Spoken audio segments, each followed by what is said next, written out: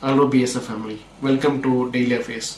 August 15th உலகமே ஒரு சம்மிட்காக எதிர்பார்த்துட்டு இருக்குது. இந்த சம்மிட்டுக்கும் ட்ரம்ப்போட டேரிஃபுக்கும் சம்மந்தம் இருக்கிறதுனால இந்தியாவும் இந்த சம்மிட்டை உத்து நோக்கிட்டு இருக்குது. இந்த சம்மிட் வந்து பார்த்தீங்கன்னா ட்ரம்ப்க்கும் புட்டினுக்கும் அலாஸ்காவில் ஜாயின்ட் பேஸ் எர்மன்டார்ஃப் ரிச்சர்ஸ்ன்ற ஒரு பேஸில் தான் நடக்குது. அலாஸ்காவில் இந்த சம்மிட் நடக்கிறது வந்து பார்த்தீங்கன்னா ஒரு முக்கியத்துவமாக கருதப்படுது.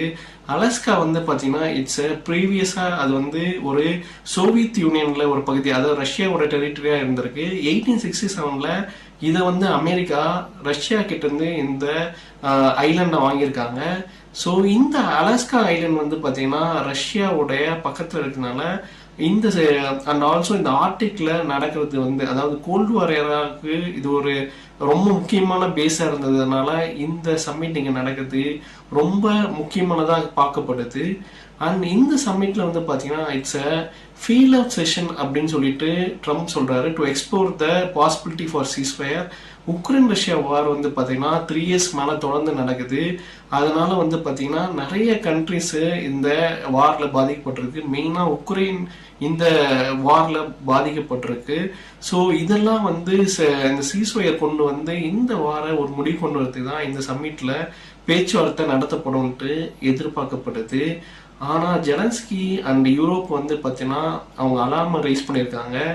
யூரோப் என்ன சொல்கிறாங்கன்னா, எந்த ஒரு பீஸ் அக்ரிமெண்ட்டுக்கும் கீவ் வந்து கண்டிப்பாக பார்ட்டிசிபேட் பண்ணணும், அவங்களோட பார்ட்டிசிபேஷன் இல்லாமல் எந்த ஒரு பீஸ் அக்ரிமெண்ட்டு கொண்டு வந்தாலும் அது வந்து கண்டிப்பாக ஒர்க் அவுட் ஆகாதுன்னு சொல்கிறாங்க.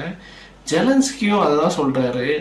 அவரு அப்ரைட்டாக சொல்கிறாரு, நீங்கள் எங்களை விட்டுட்டு எந்த ஒரு பீஸ் அக்ரிமெண்ட்டும் போடக்கூடாது அப்படின்னு சொல்கிறாரு. அதே மாதிரி நாங்கள் எந்த ஒரு டெரிட்டோரியல் ஸ்வாப்பையும் ஒத்துக்க மாட்டோம் அப்படின்ட்டு அவர் சொல்லியிருக்காரு.